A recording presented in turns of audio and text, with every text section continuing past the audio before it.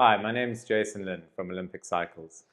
Olympic Cycles is a bicycle shop in Cape Town, South Africa that's been promoting cycling since 1936. My grandfather left my father in charge, who's given the reins to myself and my brother. These videos are intended to be something that can bring you to the next level of cycling.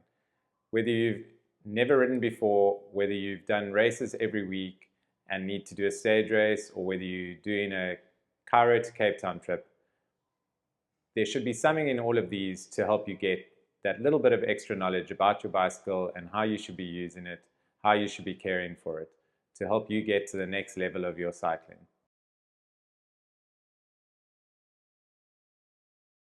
Today we're going to take you through what I call our point-to-point check. This can be used as a pre-ride safety check or as a pre-bike shop service check, so that when you take your bike to the bike shop, you know exactly what is wrong with it and what you should be asking for.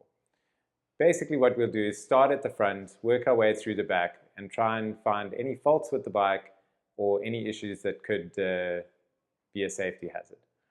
Starting at the front of the bike, spin the front wheel, and while you're spinning the front wheel, look at it from the top. What you're checking here is wheel alignment, if the wheel is out of true, if your brake rotor is out of true, and at the same time you'll be able to notice if there's any brake pad wear. Put the bike down on the ground again, move the wheel left to right lightly. What you're checking for here is any loose bearings or any movement in the hub itself that needs to be attended to. Again, put the bike back on the ground. Grab your front brake and lightly move the handlebars backwards and forwards. What you're checking for here is if the headset is loose or if there's any movement in the fork stanchions. If you do feel movement there, turn the handlebars to the side and do this motion again. What you'll be able to determine is if the movement is more in the fork or in the headset. If you need to, put your hand directly on the headset cup to feel if it is coming from there. Again, grab the bike and hold one of the crank arms. Move the crank arm from left to right. What you're checking here is for any movement in the crank or in the arm itself.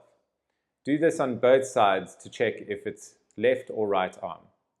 You can do the same with the pedal. Grab it in your hand and shake it up and down just to check the pedal bearings themselves. Once you finish with the bottom bracket, grab the bike under the saddle. On the seat post is actually better. Lightly pick the bike up and down. What you're doing here is checking if any of the pivot bearings or bushings or anything is loose in the rear shock area. Move into the back wheel. Do the same as the front. Pick the bike up, spin the wheel and assess from the top if the wheel is out of true, if the brake rotor is true, and at the same time you can look if there's any wear on the pads.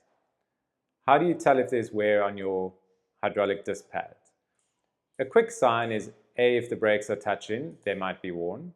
And B, if you look between the caliper and the brake pad, can you see the brake piston that pushes the pad out?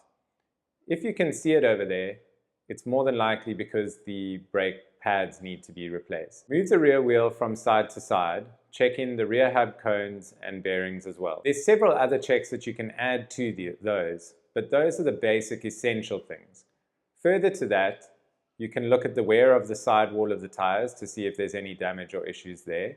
You can feel the spokes to check if there's any loose spokes and that there's even spoke tension. And you can pick up the bike, spin the rear wheel forward and assess if it makes the cranks turn forward. What that'll tell you is if any of the free hub body bearings are either dirty or damaged and needing replacing. This would cause an issue when you freewheeling on your bike that the chain will suck down next to the frame. Just before you hit the road, check that your skewers and axles are tight, and if everything else is in order, you're ready to go. Thanks for watching our point-to-point check, and I hope this helps you get your bike serviced correctly, as well as making sure that all your safety issues are noticed before it's too late. For our next video, we'll do a specific brake adjustment on hydraulic disc brakes, specifically for a quick fix when you're out on the trail.